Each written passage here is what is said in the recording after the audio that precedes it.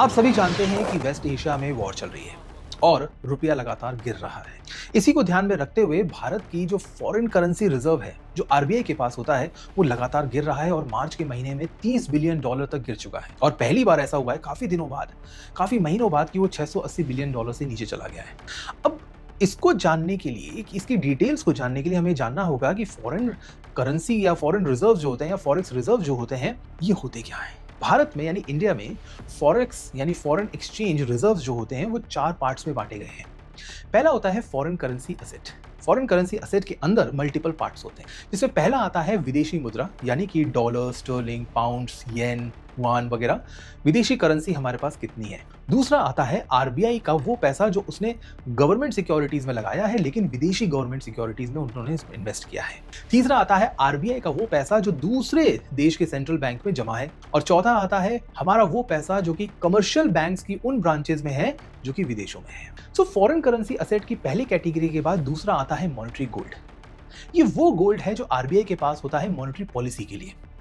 जी हाँ, ये वो गोल्ड नहीं है जो हमारे घरों में ज्वेलरीज में काम आता है या मार्केट में मिलता है। ये वो गोल्ड है जो बार्स के शेप में होता है और आरबीआई के पास रखा होता है। तीसरी कैटेगरी होती है एसडीआर। जी हाँ, ये क्लेम होता है जो हमने एसडीआर आईएमएफ में रखा होता है और आईएमएफ से बीओपी क्राइसिस के टाइम पर हम ले या दे सकते हैं। और चौथी कैटेगरी होती है रिजर्व पोजीशन एट आईएमएफ, यानी एसडीआर के ऊपर का एक्स्ट्रा पैसा जो हमने इस वक्त आईएमएफ में रखा हुआ है। इन चारों को मिलाकर बनती है फॉरेन एक्सचेंज रिजर्व, जिसे हम फॉरेक्स रिजर्व भी बोलते हैं, जिसमें $30 बिलियन की कमी आई है। अब इन चारों कैटेगरीज में से पहला यानी foreign currency asset, monetary gold और रिजर्व पोजीशन के ऊपर थोड़ी सी डिक्लाइन हुआ है और फॉरेन करेंसी एसेट के ऊपर काफी ज्यादा डिक्लाइन हुआ है, लेकिन इसमें डॉलर अकेला नहीं है। अब आपको यह बताना है कि भारत पूरी दुनिया में फॉरेक्स रिजर्व में कौन सी रैंक रखता है।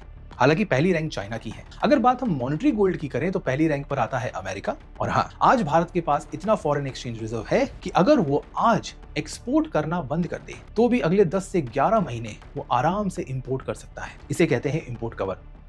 ऐसे ही और इंफॉर्मेटिव वीडियोस के लिए सबसे पहले इस वीडियो को लाइक और शेयर करना ना भूलें और इस चैनल को सब्सक्राइब करना ना भूलें।